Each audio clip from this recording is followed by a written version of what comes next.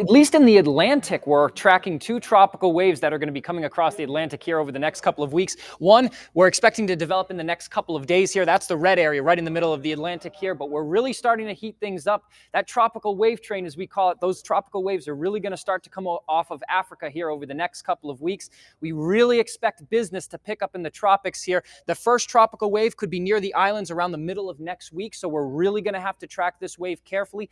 Indications right now are that it should turn away from the United States, but it's very early on. We're going to have to watch that one very carefully. Look at the water temperatures here. Everywhere in orange and yellow are water temperatures above average, especially in the Gulf here. This is where I'm really concerned over the next couple of weeks and months as we go into that second half of the hurricane season.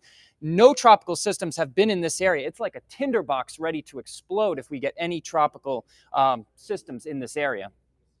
Alex, what disrupts that possible track north, if anything? Yeah, so we're going to have to watch there's going to be an area of high pressure. We call it the Bermuda High, way out here. That's what's steering all these tropical waves to the west. Now, we want a weakness in this Bermuda High. If there's a weakness, that can allow the system to turn out to sea safely away from the United States. However, if that high is a little bit stronger, it can force the storm a little bit closer to the United States or maybe even through the Caribbean. So, again, plenty of time to watch this. It should be near the islands sometime around the middle of next week, but we're going to have to watch it as we get ready to get into the heart of the hurricane season. September 10th is the statistical peak of the Atlantic hurricane season. And what about Hurricane Kiko that's happening over in the Pacific? We understand that it's intensified to a Cat 4. Could it bring rain and wind, and how will it impact Hawaii next week?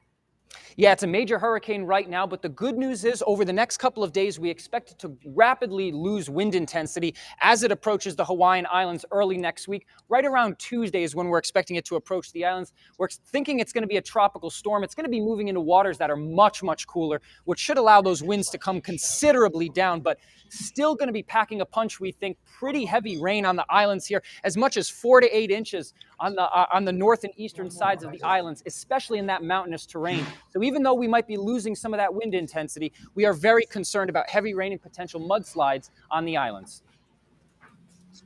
Alex, that video, that map that you showed of the ocean temperature was incredible. I've never seen it depicted like that in that sort of fire yellow. How much warmer is it than usual or than you would expect? Yeah, this is a great map we like to look at. In the Gulf here, this is really where it's extremely warm. We have temperatures of 3 to 4 degrees Fahrenheit above average. So temperatures in the Gulf here are about 90 degrees in some areas. For tropical development, you look for about 80 degrees Fahrenheit. So you're about, 8 to 10 degrees above the threshold that you would need for tropical development. And that's why we're really concerned as we head into that second half of the hurricane season. These waters haven't been disturbed by any storms earlier in the season. And so that's why I'm concerned that as we head into that second half of the hurricane season, we need to watch things very carefully. We saw Milton and Helene last year in this area really explode. And so we're going to have to watch the Gulf really closely. That's, like I said, it's kind of like a tinderbox ready to explode. If anything gets in here, there's going to be very little to stop it from rapidly intensifying, I think. That's why we like having you here, Alex, so you can keep an eye on everything for us and we can be prepared, which is so important as these storms develop and churn out there. All right. Thank you, Alex.